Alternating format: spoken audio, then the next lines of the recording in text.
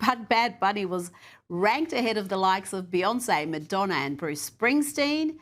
But the fans in the stadium seem rather underwhelmed.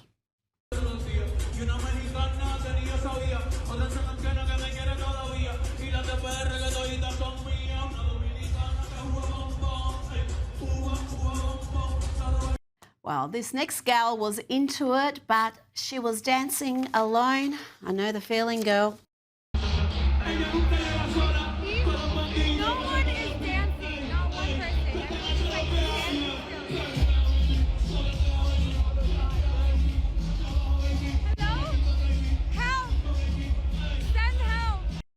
And we found another girl dancing. She was loving the halftime show, but she was dancing along to the Turning Point USA halftime show on her phone.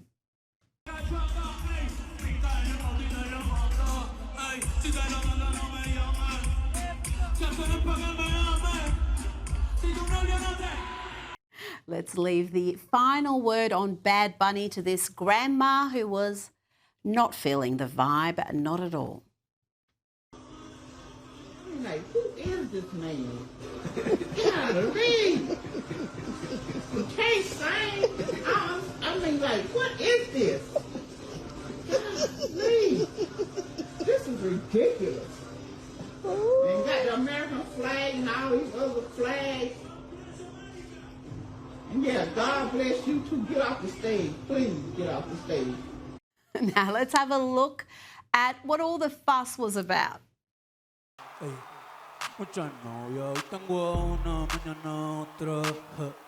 Pero no hay boda, Titi me preguntó si tengo muchas novias. Hey, muchas novias, hoy tengo una, mañana otra. Hey, me la voy a llevar a todas.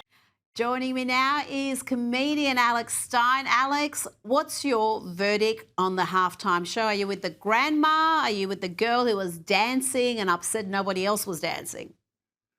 Well, you know, I was watching Turning Point USA, dominate with Kid Rock, but I'll have to admit that I did go and watch it after the fact. And I think my least favorite part were the two guys gyrating together next to the pickup truck. I don't understand why that was necessary. And on top of that, in the fake bodega that they used for the set decoration, they put "We accept EBT." It's like, I mean, give me a break. If this is not the biggest virtue signal fest I've ever seen in my life, I mean, literally, it was the worst halftime Super Bowl show I've ever seen, and it didn't appeal to anybody. And they're going to make the argument, oh, they're trying to appeal to new fans.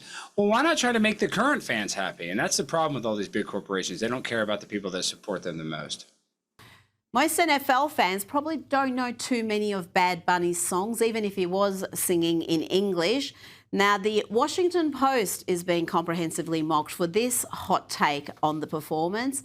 They claimed that Bad Bunny's Super Bowl halftime show had the kind of wholesome, traditional family values that would fit right in with some of the more sentimental commercials that appeared during the game. Now, really, Washington Post, is this what you see as wholesome and traditional family values type entertainment, Alex? They have a fairly different view of wholesome than most of us.